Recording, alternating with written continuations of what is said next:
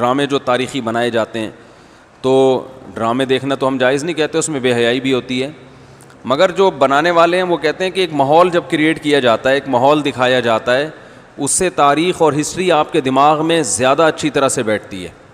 تو Tayyip Erdogan نے drama بنایا نا، ارطغرل، بڑا مشہور ڈرامہ چل رہا ہے، بہت دنیا دیکھ رہی ہے، تو میں ڈراموں کو جائز نہیں کہتا، لیکن جو لوگ فلمیں دیکھ رہے ہیں پہلے سے بے حیائی کے کاموں میں پڑے ہوئے ہیں اور غلط چیزیں دیکھ رہے ہیں، تو ہم ان کو کم از کم یہ مشورہ دیتے ہیں کہ یار انڈین فلمیں دیکھنے سے بہتر ہے، یا جو آج کل وہ ڈرامے جو ہمارے فیملی سسٹم کو تباہ و برباد کر رہے ہیں، جب تم نے دیکھنا ہی ہے تو کم از کم ایک کم درجے پر آ جاؤ نا، اس کو دیکھ لو، تو اس سے تو پھر بھی بہتر ہے کہ کم از کم تمہیں ہسٹری تو پتہ چلے گی، کم از کم تمہیں یہ تو پتہ چلے گا مسلمانوں کی تاریخ کیا تھی۔ اور ایسے صرف دعاؤں سے کام نہیں بنا، انہوں نے بڑی بڑی قربانیاں دی ہیں۔ سلطان محمد فاتح نے بہت بڑی قربانی دے کے قسطنطینیہ فتح کیا تھا، دنیا کی سب سے بڑی توپ بنائی تھی اس نے، اور آج ہماری صرف باتیں توپ ہیں، باتیں ایسی کریں گے جیسے بہت بڑی توپ ہیں ہم، کوئی عمل ہمارے کیا ہیں؟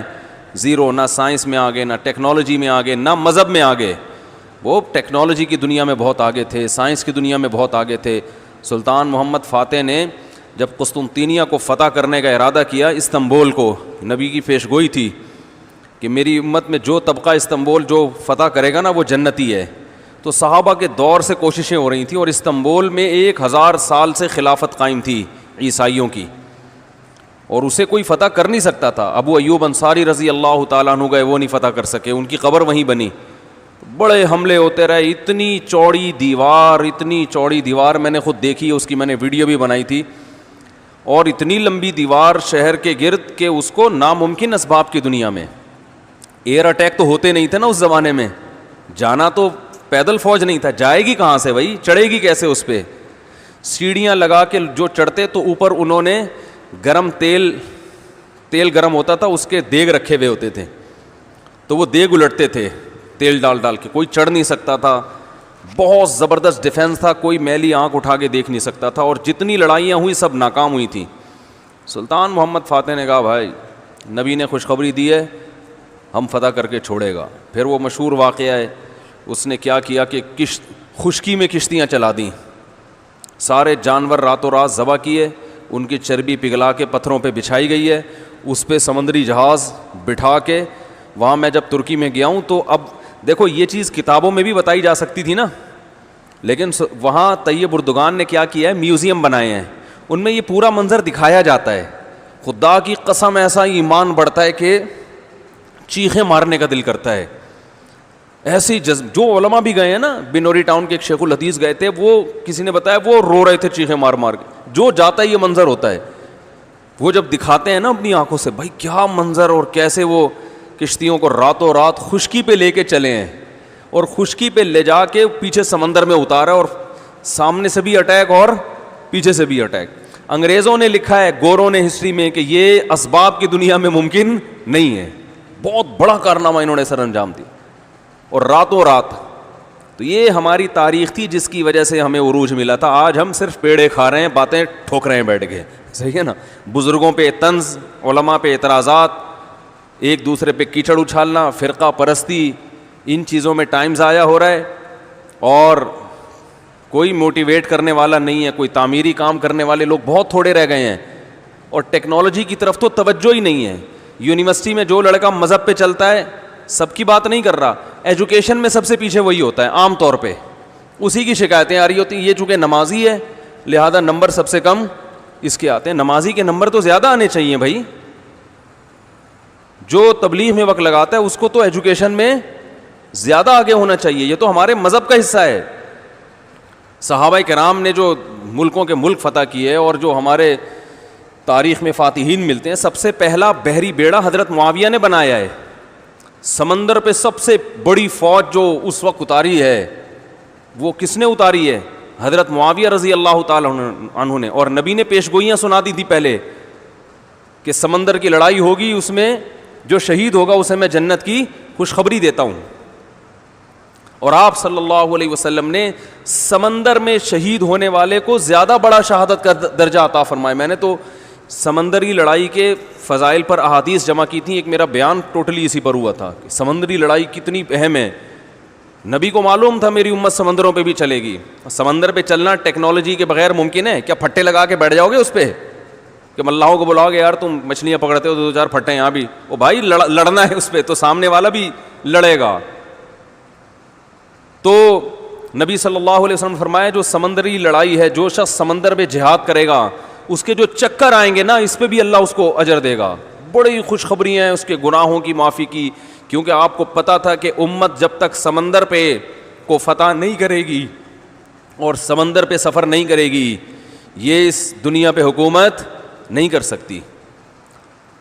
تو حضرت معاویہ نے جو پہلا بیڑا بنایا اس کے امیر کو امیر البحر کہتے تھے. بحر کہتے ہیں سمندر. یہ امیر البحر کی ٹرم یہ انگلش میں منتقل ہوئی ہے جس کو ایڈمرل کہا جاتا ہے. بہت ساری فوجی اصطلاحات اور سائنسی اصطلاحات عربی سے انگلش میں ٹرانسفر ہوئی ہیں، عربی سے انگلش میں گئی ہیں. آج میڈیکل سائنس میں بہت سے الفاظ ایسے ہیں جو عربی سے انگلش، مسلمان سائنسدانوں کے تھے وہ، لیکن اب دیکھو حال کیا بنا دیا.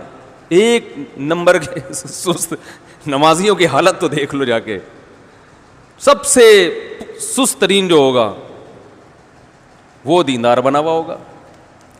سب کی بات نہیں کر رہا، ڈاکٹروں میں ہم نے بڑے اچھے دیندار دیکھے ہیں، سائنسدانوں میں، ایٹمی سائنسدانوں میں تو دیندار زیادہ ہیں الحمدللہ، لیکن میجورٹی کی بات کر رہا ہوں کہ پتہ نہیں ہمارے ذہن میں یہ کچھ ایسا کسی نے، شیطان نے بات ڈال دی ہے کہ ہم نے صرف جو ہے ایک طرف کو فوکس کیا ہوا ہے، دوسری طرف کو ہم نے بالکل نظر انداز کر دیا ہے. تو بھائی جس طرح سے دین کی تعلیم انتہائی ضروری ہے، اس کی کوئی اس کی اہمیت کی کمی کا انکار نہیں کر سکتا. انگریز جو تباہ ہو گئے نا، فیملی سسٹم تباہ ہو گیا، زنا معاشرے میں پھیل گیا، والدین اولڈ ہوم میں، وہ وجہ کیا؟ مذہب نہیں ہے نا، مذہبی تعلیم نہیں ہے.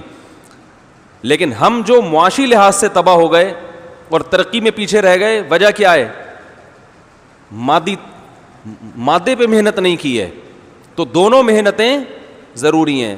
داؤد علیہ السلام کو روحانی ترقی بھی ملی اور اللہ نے آپ کے ہاتھ میں لوہا بھی پگھلایا.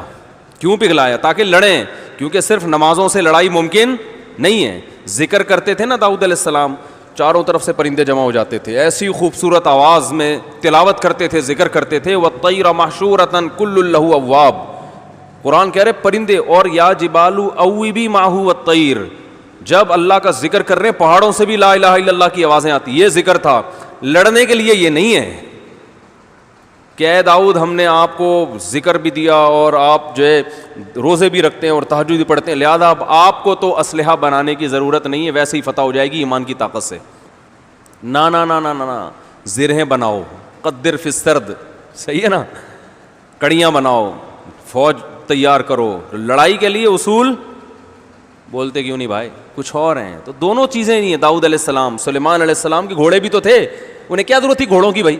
کہتے میں اللہ کا اتنا عبادت گزار ہوں، میں اسباب اور وسائل کیوں، میں مسلح بچھاؤں گا، دعا مانگوں گا، ملک فتح ہو جائے گا. او بھائی گھوڑے رکھے ہوئے ہیں، صحیح ہے نا.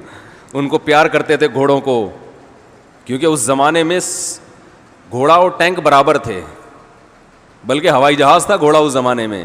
تو جنگیں گھوڑوں کے بغیر نہیں ہوتی تھی، گھوڑے تیار کیے ہوئے ہیں. تو لڑے ہیں وہ لوگ اور اسباب اور وسائل اختیار کیے ہیں. آج ہم پیڑے کھانے والی باتیں کرتے ہیں اور پیڑے کھا رہے ہیں بیٹھ کے، اور سمجھتے ہیں کہ بس یہ قرآن خوانیوں سے اور آیت کریمہ سے مسائل کیا ہو جائیں گے حل. تو یہ بھی ضروری ہے بھائی، وہ بھی ضروری ہے.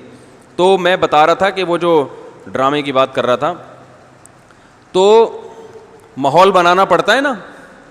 تو طیب اردگان نے کیا کیا کہ کیونکہ جو لبرل لوگ ہیں وہ ایسے ڈرامے، ایسی فلمیں بنا کے نا نوجوان نسل کا دماغ خراب کر دیا انہوں نے. اتنا دیکھو، اب محمد بن قاسم کو بھی لوگوں نے ڈاکو کہنا شروع کر دیا ہے، معاذ اللہ. وہ شخص جو سندھ میں اسلام لانے کا ذریعہ بنا، اگر وہ ڈاکو تھا تو اس سندھ میں اسلام کون لے کر آیا؟ انگریز کہے گا تمہارے تو اسلام، جو بر صغیر میں اسلام آیا ہے سندھ کے راستے سے، سندھ کو تبھی باب الاسلام کہا جاتا ہے نا. بر صغیر میں اسلام کہاں سے آیا ہے؟ سندھ کے راستے سے.